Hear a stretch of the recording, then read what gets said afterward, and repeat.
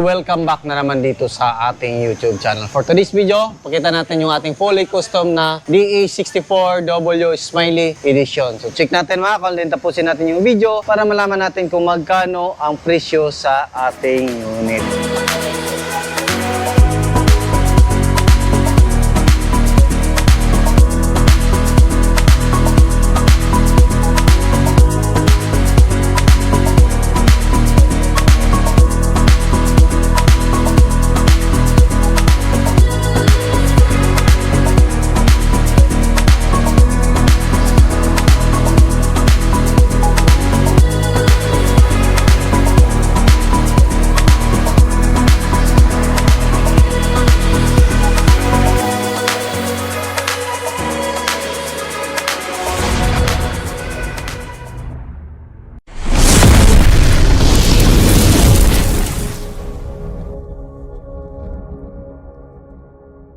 Unit na to is DE64W top of the line Smiley Edition K6A engine, 660cc, 64 horsepower, all-wheel drive po ito mga kol. So check natin. So makita natin dito naka 3 layer headlight. So ito yung ating high beam, low beam, park light at saka yung ating signal light. So ito yung mga 3 layer headlights. Then naka Smiley Edition grills. So ito yung last production sa mga DE64W unit. So, meron tayong Suzuki emblem. Then dito, meron tayong bull bar dito. Susulid bakal po yan mga kol. Complete LTO registered po yan mga kol. Yan. So, yan o.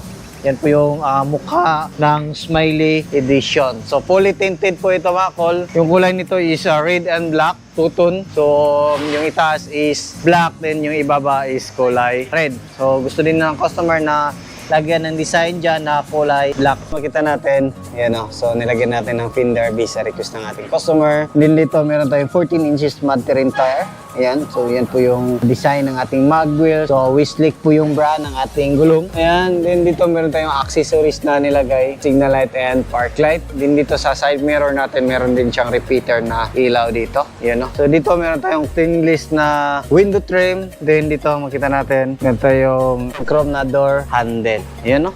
So dito naman sa itaas, makita natin meron tayong carrier sa itaas. Then high roof po yung unit natin mga kol. So dito naman sa likuran, meron tayong customized na spoiler. Then meron tayong premium ladder dito mga kol. Nakatayo na po yung ating T-light. Ayan, dito naman meron tayong nilagay na reverse sensor. Ayan, 4 po yan. Then ito, makita natin meron tayong stick board dito sa likuran. Meron tayong plate holder. Then ito, makita natin meron tayong camera. Ayan, 2 camera sa dashcam at saka sa ating stereo. Power slide po yung unit natin mga kol. So check natin nung first natin dito. Ayan, goods. Yan sa kabila. Ayan. So magkabilaan po yan. So balik na yun natin. Ayan o. So goods. So yan po yung power slide ng ating unit. Diba? Napakaangas po yung mga unit natin. Parang VIP concept po sila mga kol. Ayan, dito makita natin sa likuran. Kita natin dito. Ayan. So ito yung upuan natin. So meron siyang sandigan sa likuran. Then meron siyang cup holder. Meron siyang storage box dito. Ayan o. So pinalagyan ng customer ng ating sandigan dito. Ayan. So dito naman magkabilaan din. Yan, dito makita natin brand new po yung matting natin. Din dito mga door pads or yung mga plastic natin is kinulayan natin ng kulay black based sa request ng ating customer. Ayan, dito naman tayo. Sliding. Yan, auto step, pasok. Yan, kinulayan din natin ng mga black. Brand new yung matting natin. Yan o. Yan po yung kuha natin, naka-captain seat, kulay red. Ayan. Ayan yung kagandahan nito. Yan. So makita natin, meron siyang cup holder, armrest, yan, relax na relax. Then yung kagandahan nito is pwede natin yan i-recline kung gusto natin. Yan, pwede natin i-move forward. Yan, then i-recline natin para parang VIP concept po yan. So open natin dito. Yan, di ba?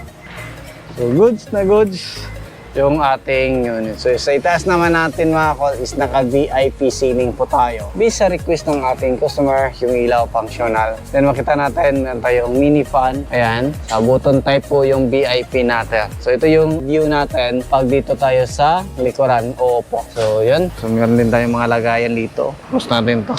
Yun o, brand new yung cover natin dito. So goods na goods. Ito yung ating jack, tie range at saka yung riser natin. Balik natin. So, dito naman tayo. Sa harap, yan makita natin nakakulay red din. Bisa request ng customer natin. Ito nakakulay black yung mga switch natin. Goods. Yan. So, dashboard natin kulay black and red. Yung combination. Then, ito yung ating steering wheel. Naka-momo. Yan. Ganda ng horn. Yun. So, dito naka 9 inches Android touchscreen stereo with reverse camera. Then makita natin meron tayong dashcam dyan. Ito yung ating rain visor. Ayan, magkabilaan po yan. Or sun visor. Ayan, magkabilaan po yung sun visor natin. So, makita din natin dito, meron tayong neck pillow sa ating unit. Meron tayong headrest, armrest din, cup holder dito. Ayan. So, makita din natin dito yung ating parking brake pedal. Brake pedal din yung ating accelerator pedal. So, dito rin makita natin sa dashboard natin yung ating power slide switch. Long press lang natin, goods. Then, long press lang din natin. Ayan. Yan yung kagandahan. Then, dito makita natin yung ating fog lamp switch. Then, ito yung sa ilaw niya. So, pakita natin yung ating mga ilaw. Ilawin natin yung park light. Then, yan, fog lamp. Yung ilaw niya sa fog lamp natin. So, dual po yung ilaw ng ating fog lamp, mga kol. So, yun. So, dito, steering.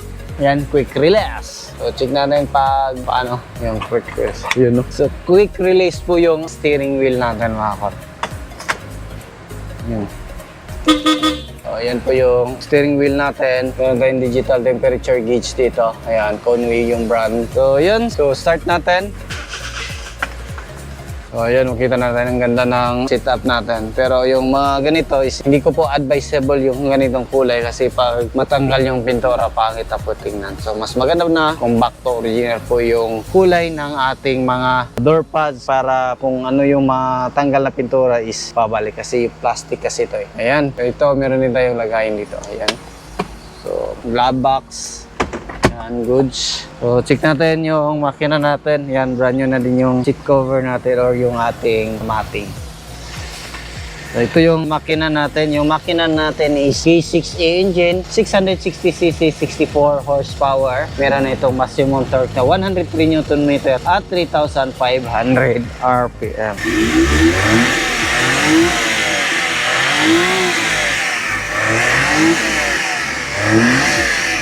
So, goods na goods yung makina natin, mga kol. Yun. So, silipin na naman natin yung kabilang side.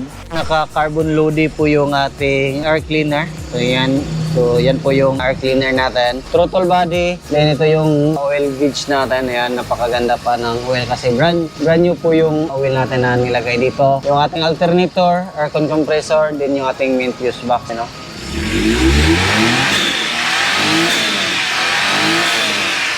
Powerful. Dito rin makita natin yung gastang opener natin. Ayan, good. So, check naman natin yung ating hood ng ating unit, mga kol. So, check natin dito.